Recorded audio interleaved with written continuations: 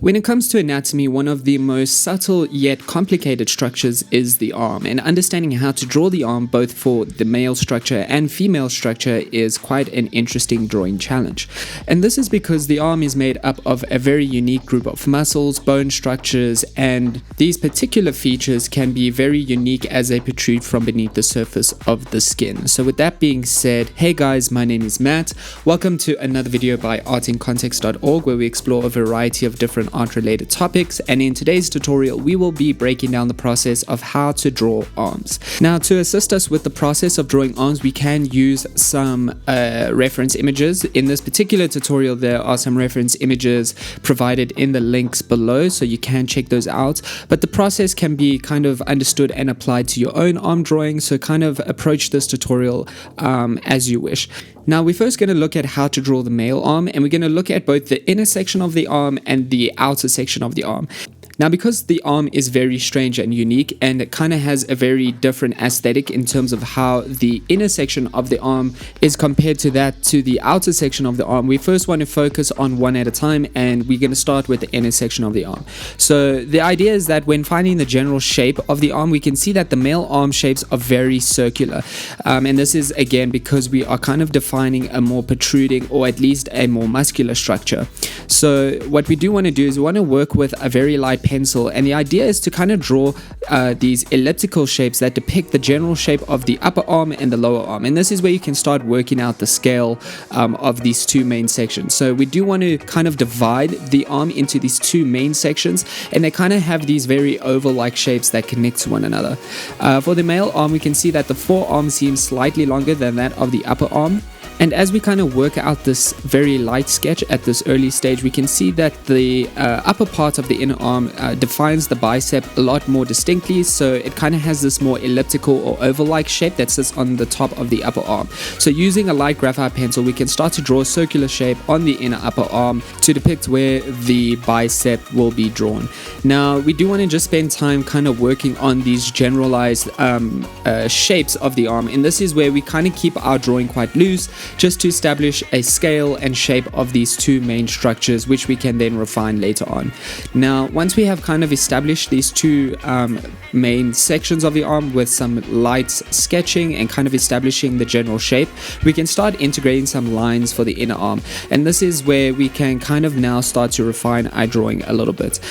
When we start to integrate lines, we are trying to take our time with connecting the shapes and allowing the shapes to guide the process of our line work. So again, we're starting to think about how these two shapes, through this refining process of integrating some line work, slowly starts to define the outer structure of the arm, or the outline of the arm, a little more realistically. We do want to make sure we're just taking our time. The idea with these beginning stages, as we slowly develop our sketch from a light sketch and then ultimately work our way towards darker and more refined details, is about really understanding or capturing the shape and then kind of refining that shape into a realistic outline of the arm. And we do want to understand that the top section of the arm is slightly smaller than that of the forearm. So the forearm tends to seem quite long, but then the upper arm will be a little bit shorter in terms of length, and that's where we can kind of define that circular bicep structure. Now, once we have done that, we can start integrating some shadow lines for the inner arm. So this is a very unique way of drawing details. If you analyze your source image, or at least the image within this tutorial, you can see that the arm depicts these shadows on the forearm. And the same goes for any arm you're trying to draw if you're using a reference image. What we are basically doing is we are trying to define the form of the arm and kind of the details that run throughout the inner section of the arm, such as the veins and where the main shadow placements will be within the arm. Now, naturally, because the arm is a three-dimensional structure, it's going to have these protruding qualities, which therefore consequently cause indentation qualities, and this will inevitably have a shadowing that forms along the arm. So what we're doing with our line work is we're trying to establish where these shadows will basically be formed through the process of using some line work to establish the placement of these features, which we can then refine with some shading. Now this is where we basically use the line work that we've established within the structure or within the outline of the arm to kind of now demarcate the areas in which we will integrate shading.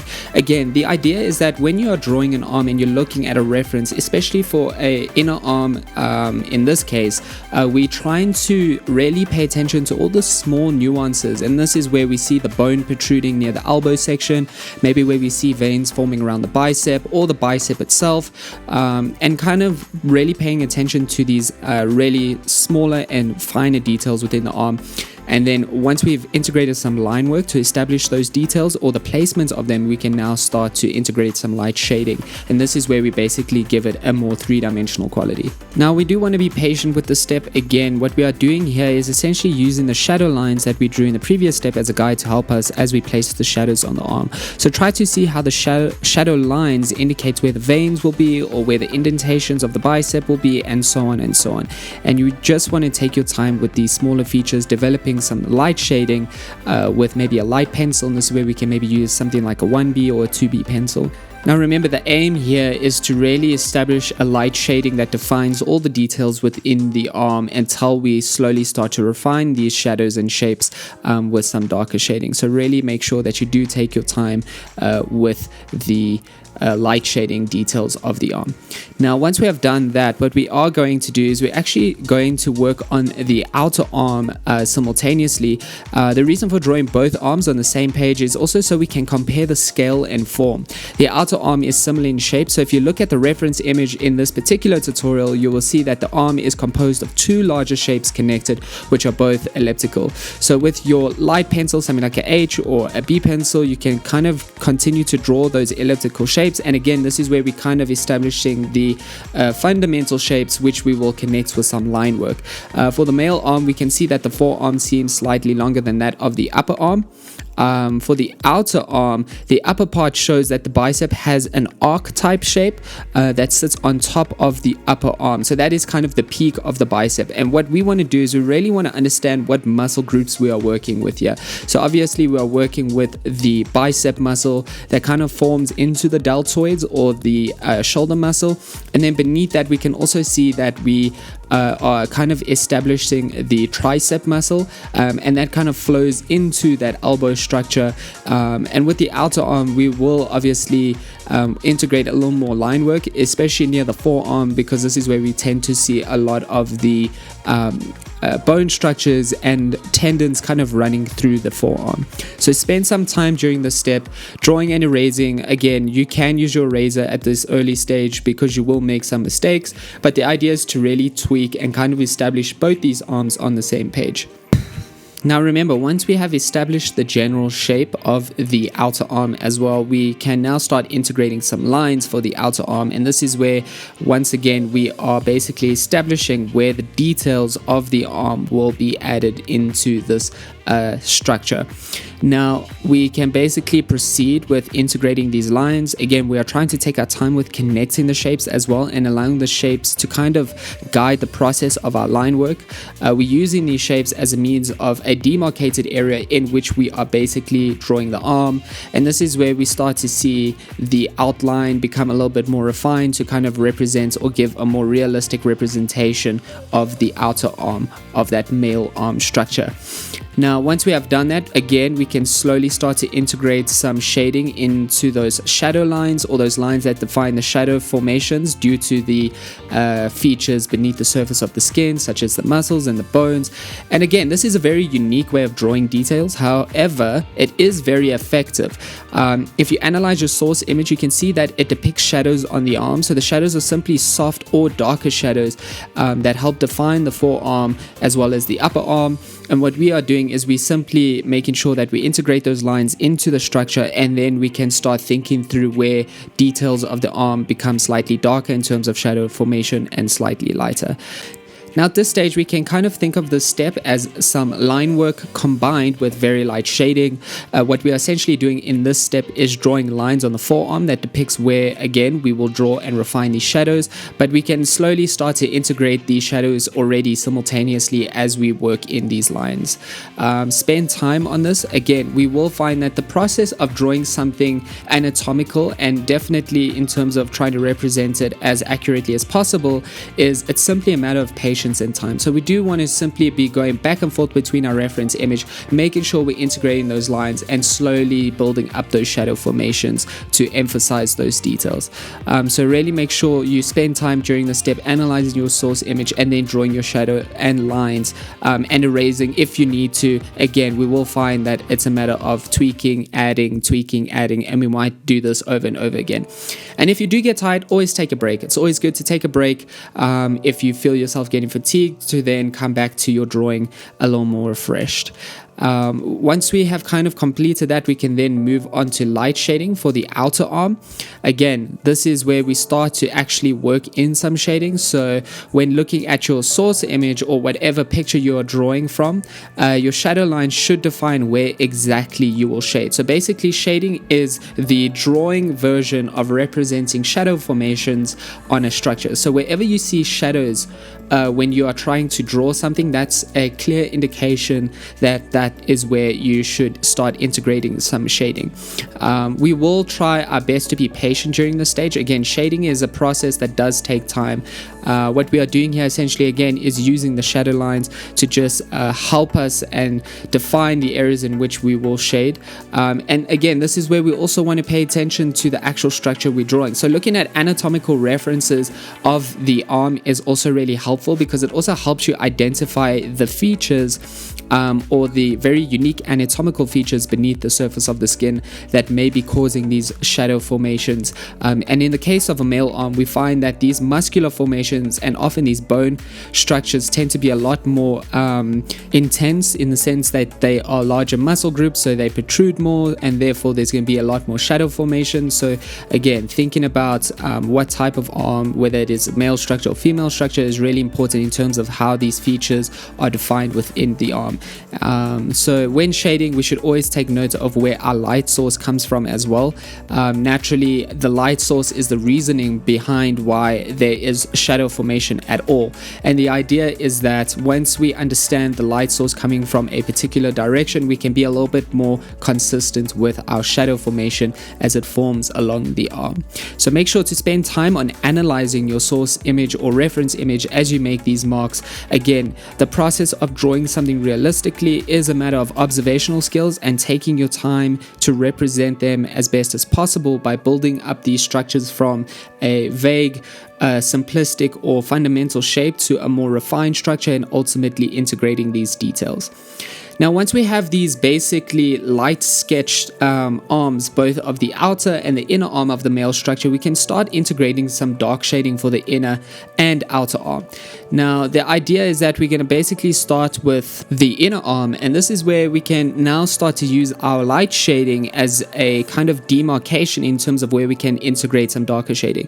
Now, again, observational skills are really essential here, because what we are doing is we're basically creating these very subtle gradients of shading within various features of the arm, and this is going to just bring our arm into this territory of a more realistic representation of how light and shadow form along the arm. So naturally, what we want to do is we want to use our light shading as a guide.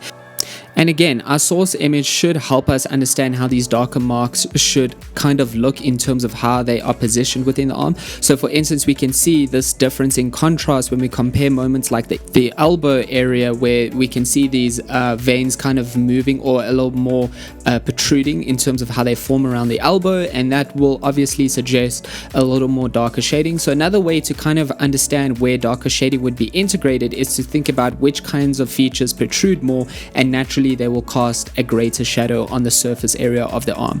So a good tip to remember is that shadows are the result of a lack of light. So naturally, if we have these features in the arm that protrude, they're going to basically interrupt that light, or the way light hits the surface of the skin, and by nature of that, they're going to cause a shadow formation along that feature. And another thing to think about is that obviously, again, the arm is kind of covering, or the skin on the arm is covering, a variety of details in terms of how they protrude from beneath the surface of the skin. So we'll see that there are more subtle protrusions, and then there are more harsher protrusions, and this is where we can consider how there is a difference between veins, bone structure, muscle formation, and slowly how they become a little less intense in terms of the positioning on the arm. And in this case, for the inner arm, we can see that shadows are a lot more subtle near the forearm, where there are less protrusions. So this is something to think about as we slowly integrate our shading into the arm and slowly darken it. And we can use a darker pencil at this point, something like a 6B or a 7B pencil, and slowly create these gradients that will just bring a more realistic quality to the arm. Now again, this process of creating these darker shadow formations we can kind of do for both the inner arm and the outer arm once we have basically drawn them and created these light shading marks for both these structures. Again, as it comes to the outer arm, we can see that the outer feature is very different in terms of how these features beneath the skin protrude from beneath the surface of the skin. So naturally the shadow formations will change, and again, we really want to consider our light source. So we'll find that if the light source is more neutral, it will expose more of the arm, and then features will become a little more subtle and flat. Whereas if the light source is coming from a top point of view or a top structure, that will kind of create more shadowing near the bottom section of the arm. So it's not just about kind of integrating these more stark and contrasted shadow formations in the smaller details, but it's also considering these more subtle shadow formations along the entire surface area of the arm due to where the light source is coming from. The shadows have different variations in tonality basically. So for instance, lighter shading moments can be seen on the upper portion of the arm as it is more exposed to the light source, whereas the darker shading moments will occur near the lower section of the arm. And then we can kind of make these shadow formations and gradients a little darker when it comes to the smaller details such as bone structures, protrusions of veins, and so on and so on. But otherwise, guys, take your time with this. This is just the general process of how to approach drawing the anatomical structure of a male arm. First establishing the shapes, first establishing the line work in terms of outline and defining where the details will go, and then slowly building up these qualities with shading once we understand the anatomical nature of how these features protrude from beneath the surface of the skin. Lastly, as you feel that you complete your drawing or come to the completion of your drawing, allow yourself to erase any unnecessary marks. Maybe spend time going on it, tweaking it, making sure that you have attended to all these features. But a key thing to think about here is just light and how this creates shadow formations, and ultimately that is what is creating a more realistic representation of these structures. That being said, we are going to now move on to drawing female arms, and in this particular tutorial we will be drawing a more petite female arm structure. Again, arms are very different, bodies are very different, so it's a matter of what you want to do. The process can be applied to different body types and shapes, but in this particular tutorial we will be working with something a little more subtle and a little more petite, and this way we can see how to establish something with a very subtle approach that's very different to this muscular bony structure that we have just drawn within the male structure. So female arms are a little more subtle in terms of the way they demonstrate muscle protrusions and bone structures. The female arm can be much softer in its gradients in terms of shading, as the protrusions of the muscles and veins are very gentle. So this makes it easier to draw as well. However, all arms are different, and it is really up to you in terms of what you would like to draw. That being said, the process is going to be the same in terms of how we kind of move from these more generalized shapes to these more refined processes of line work and then ultimately shading. So the idea is that we're basically going to establish the shape and scale for the outer arm first. So when finding the general shapes of the outer arm, we can see that the female arm is also again very elliptical, or this elongated oval shape similar to that of the male arm. So if you look at the reference image in this tutorial, you will see that the arm is comprised of two larger shapes connected, which are both kind of circular or oval-like in terms of form. However, what is different from the male arm is that they seem longer, and that is just because they are less bulging and more slimmer, so we can keep them quite slim. Now we're going to start working some lines and also kind of work with the hand of the arm as well in this particular arm drawing. So once we have effectively drawn our shapes, we can now start connecting them. So see this step as outlining the shapes that you have already drawn, again refining it into a more realistic representation of that more subtle curvature within the female arm structure. A good way of scaling the arm as well is to also draw the hand. So as you refine the arm, more specifically the forearm, you can start to pay attention to the size of the hand to the forearm, or kind of comparing them. In this particular drawing, kind of drawing a hand is also a good way to kind of define how large the forearm should be in relation to the hand. So with your H pencil or a light pencil, begin to draw the hand. Do not worry about it being perfect, as it's just a way of contextualizing the positioning of the arm. Now what we can start to do is we can already start to integrate some shadow lines for the outer arm. We now want to see how the shadows are formed on the arm in our source image. In this particular source image, we can see that shadow formation is really subtle. And again, this is another way of kind of describing and seeing how to represent an arm in a realistic way without necessarily needing too much contrasted shadow formation. And again, this is where we start to consider the actual muscle groups and features that protrude from beneath the surface of the skin in terms of how those shadow formations will establish. So it's the same process as that of drawing the male arm structure, but now we are kind of keeping it a little more subtle in terms of how we create these transitions and these shadow gradients. So focus on how the size and width of the shadow changes as well. If you look in our reference image and how we are kind of proceeding with this drawing in terms of kind of trying to represent what we see in the reference image, is we can see that a line morphs and changes as it moves along the arm.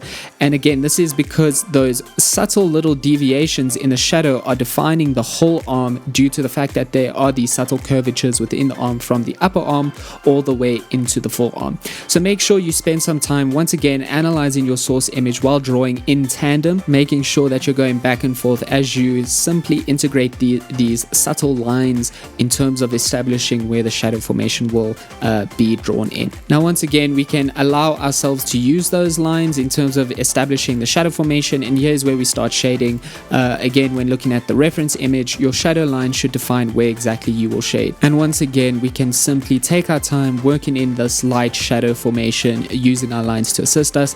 So make sure you also work your way through the whole arm during this step.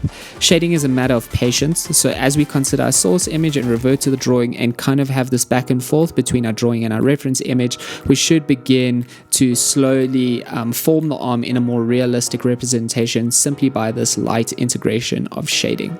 Now in this particular drawing, we can then proceed to kind of darken our shadow formations, and this is our last step. So here is where we can now take a darker pencil, either 2B or 3B. You can even work with a darker pencil if you'd like, and we start to shade over our light shading. We do want to be very analytical during the step, as the arm is very subtle in its gradients, especially in this particular arm drawing.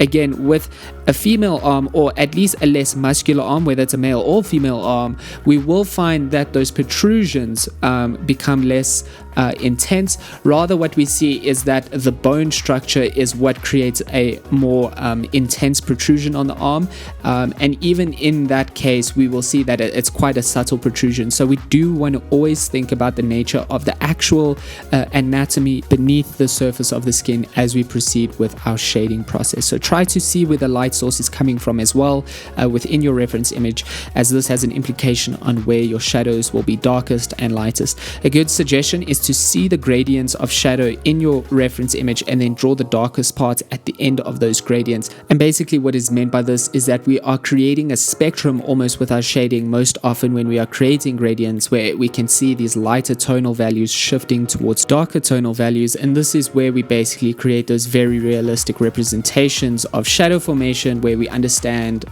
the shadows to be lighter and the shadows to be be darker, but we do want to try and make those transitions as seamless as possible. But otherwise, take your time with this, and once you have done this, we can then move on to our last representation or drawing of an arm, and that's where we draw the inside or the inner features of the female arm. So once again, we can start with our shapes, where we start to scale the structures in their most fundamental form, and this is where we can basically also create these two evenly shaped structures. So once again, make sure you kind of sketch out these two evenly sized and scaled elongated circular structures that define the upper bicep area or the upper arm, and as well as the forearm or lower arm. And then what we can do is we can then proceed into connecting the lines for the inner arm. So once again, as we have effectively drawn our shapes, we can now start connecting them. So see this step as outlining the shapes you have already drawn. However, see this outlining process as a way of drawing the lines to refine the shape of the arm, making sure we are creating a more realistic representation of the arm in terms of shape. We can see in our previous drawing how these outlines become more subtle as we slowly start to integrate the shading that kind of defines the actual structure of the arm in this realistic way. Now, when we draw the lines, we are trying to take our time with connecting the shapes and allowing the shapes to guide the process of our line work once again. So we should see how the source image defines these two outline structures for both the upper and the lower arm section. Now, again, once we have basically established the outline, we can slowly start to once again integrate those lines for the inner arm to define where the shadow formations will be. In this particular arm, we can see that the source image or the shadow gradients are very faint. So this soft gradient is something to get right, as it will be helpful when drawing the shadows on the female anatomical structure in terms of how we actually define it in a realistic way. So this step aims to basically define the areas in which the shadows will be placed once again before we begin to shade. With the inner arm, we can see that it is a very light and very subtle shadow formation, so that's what we want to bear in mind. Again, we don't always need to have these really dark shadow formations to create a realistic structure, but we can also be subtle with our shading approach when we are trying to create something realistic, and this is just a good example of how to do that. So once again, we can then move on to lighter shading for the inner arm, and keeping it very subtle. So based on the reference image, we can see that the light source is quite great, which means that the shadows are going to be very soft because most of the arm is kind of exposed to the light source. So we're dealing with quite a neutral light source in this particular arm drawing. This step does aim to basically lightly shade over those shadow lines, once again making sure that we are defining where these shadow formations will be, just to give more three-dimensionality to that structure. But we are seeing that it is way more subtle compared to that of the previous arms we have drawn. And then lastly, we can then move on to drawing in these darker tones, and the darker tones depict the direction and the prominence of the light in the image. So we begin to analyze our source image and see where exactly the light source is, paying attention to those very subtle seamless transitions, and ultimately trying to develop those gradients within the arm. So we do always want to make sure that we are taking note of the pressure that we apply to our pencils, and also how to build up these layers from lighter to darker.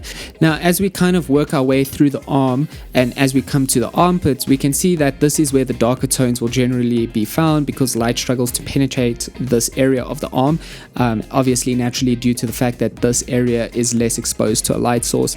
But we gently want to work our way through the arm, and we do want to go back and forth between our drawing of the arm and our reference image constantly throughout the entire drawing process to get a better sense of accuracy in terms of placement of shadows. So as you work your way through the entire arm structure, really pay attention to those subtle transitions in terms of shadow gradients, and where the arm bends, maybe near the elbow area where there's this very faint indentation near the inner bicep area, and how that kind of forms into this very soft shadowing that goes beneath the elbow, and ultimately maybe where the hand curves over, that will cause a little bit more of a starker shadow formation near the wrist area. But ultimately, take your time, be patient, remember to build up your shadows through layers of shading from lighter to darker tonal values. But otherwise, guys, that is it. This is the way in which you can approach drawing anatomical structures, basically developing them from their more vague shapes into these more refined outlines with some lighter shading integrated, and then ultimately building up those shading or those shadow formations with some darker shading. But otherwise, guys, that is it for today. If you did like this video, please let us know in the comment section below if you're interested in similar related topics. Also, please support the channel by liking and subscribing. This ultimately grows the channel, which enables us to make more art related content for you guys, and we are very excited to do that. But otherwise, guys, thanks again for tuning in. That is it from today. Until next time, cheers.